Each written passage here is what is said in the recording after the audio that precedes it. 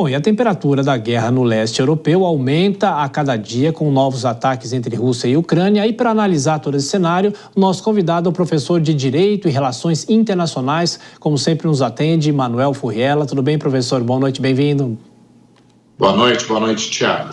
Bom, professor, o próprio Luca falando desde o início dessa guerra nunca tinha citado esse tipo de armamento, não é? Até que ponto isso é simbólico para essa guerra que já passou de 2 anos, daqui a pouco completa 3 anos e não tem qualquer previsão de acabar?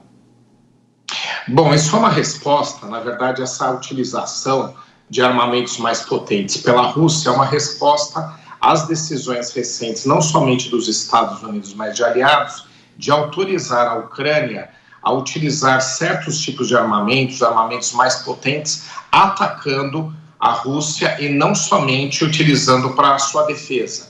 Então, Joe Biden, já sabendo de que provavelmente decisões diferentes serão tomadas por Donald Trump, que daqui agora a poucas semanas assumirá o poder nos Estados Unidos, tomou decisões adicionais, não só de apoio financeiro, liberou mais 200 milhões de dólares agora nos últimos dias, mas principalmente autorização para utilizar armamentos de maior poder ofensivo por parte da Ucrânia diretamente no território russo. Então, por conta disso, a Rússia se viu aí numa situação de ter que dar algum tipo de resposta, já que, mesmo tendo ataques muito constantes ao território ucraniano, tinha que mostrar algo adicional. Então, foram 2 as decisões. A primeira, de novamente atacar a capital Kiev, já que havia sido poupada nos últimos meses por não ser um alvo estratégico. Mesmo sendo a capital do país, a Rússia ela tem centralizado o fogo naqueles territórios que ela quer conquistar, os fronteiriços. Mas começou a atacar a capital em resposta a essa nova escalada do conflito por parte da Ucrânia. E o outro fato é a utilização desses sofisticados mísseis que podem, como já foi mencionado, inclusive portar ogivas nucleares, ou seja, realizar ataques desse tipo. Então, trata-se de uma escalada de resposta, mas não propriamente de mudança dos rumos do conflito, pelo menos até o momento. Pois é, professor, o senhor cita o presidente eleito dos Estados Unidos, né? Porque, ao que tudo indica, assim que ele tomar posse, a guerra no leste europeu tem todo um caráter para sofrer mudanças, né? Até com o apoio dos Estados Unidos, mas de que maneira o senhor acha que esse conflito muda de figura e, por enquanto, é um compasso de espera, como a gente até fala no mercado financeiro, né? Tá todo mundo aguardando para saber o que vai acontecer. A resposta política pode ser diferente a partir da posse de Donald Trump, não é, professor? Sem dúvida. Bom, a primeira é que a gestão Trump ela não vê como obrigatório ou estratégica o avanço da OTAN para a fronteira russa. A OTAN ela já tem membros muito próximos da Rússia, ali no leste europeu, Ucrânia, Polônia, República Tcheca e alguns outros países. Avançar para a Ucrânia nunca foi considerado estratégico pela gestão anterior de Donald Trump, mas sim pela gestão de Joe Biden. Então, ele já não se tornando estratégico, pode-se abandonar o apoio para o ingresso da Ucrânia na OTAN, que é a grande organização militar do Ocidente. Então, aí já desacelera-se um dos fatores cobrados pela Rússia para que acabe o conflito. E o outro é que a gente sabe que a relação de Donald Trump com Putin é uma relação mais próxima, há uma relação, ou havia, já na gestão Putin e Trump anterior,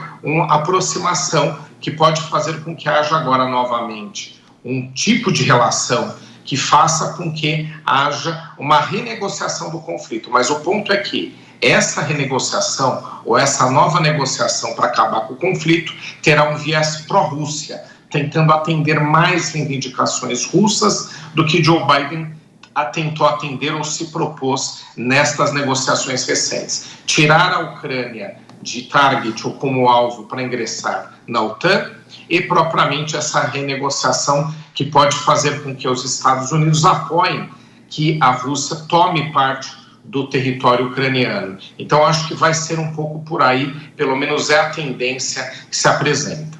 E como que o presidente da Rússia deve raciocinar no momento de espera como esse, professor? Ou seja, ele pode aproveitar, continuar atacando ainda mais a Ucrânia, fazendo outras ameaças, porque também é uma guerra de retóricas, né? Fazendo as ameaças por novos ataques, né? Até a mudança do comando dos Estados Unidos. Isso pode beneficiar a própria Rússia?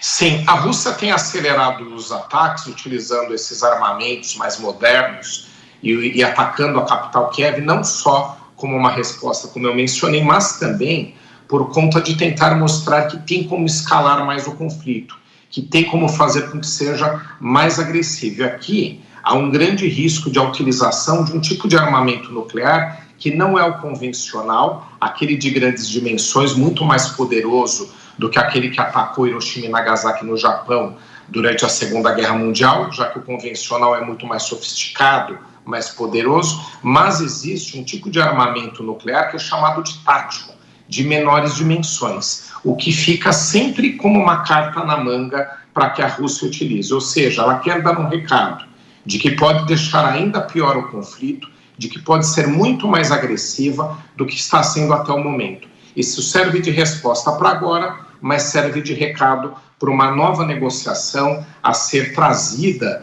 por Donald Trump, e a Rússia tenta se favorecer nesse processo, tentando fazer com que boa parte das suas reivindicações, e agora principalmente territoriais, sobre áreas da Ucrânia seja atendida.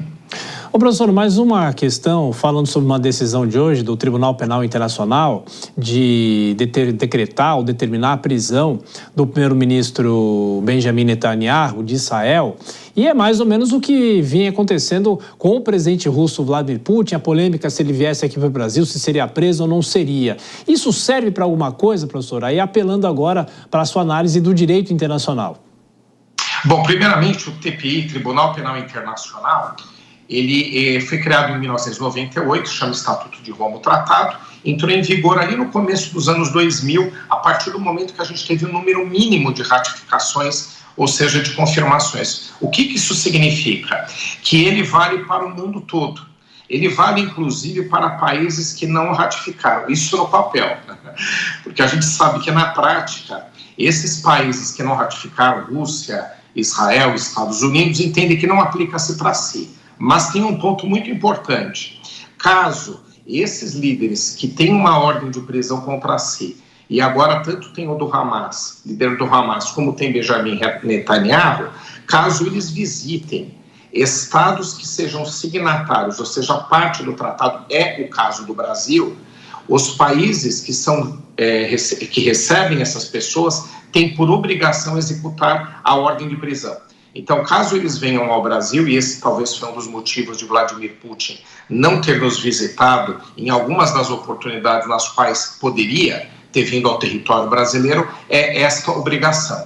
É a obrigação que as autoridades locais têm de cumprir o mandato de prisão. É uma das únicas coisas que tornam eficaz esse tratado, já que como os próprios países onde eles estão, onde eles governam, estão localizados, entendem que não tem que cumprir, a forma de fazer cumprir é nessas visitas internacionais. Então, eles acabam conseguindo fazer algum tipo de trajetória ou de visita para um número restrito de países, que são os poucos que não fazem parte do TPI. Professor Manuel Furrella, de Direito Internacional e Relações Internacionais, muito obrigado sempre pela sua gentileza com os nossos espectadores aqui da Jovem Pan. Grande abraço, voltaremos a nos falar. Obrigado. Boa noite.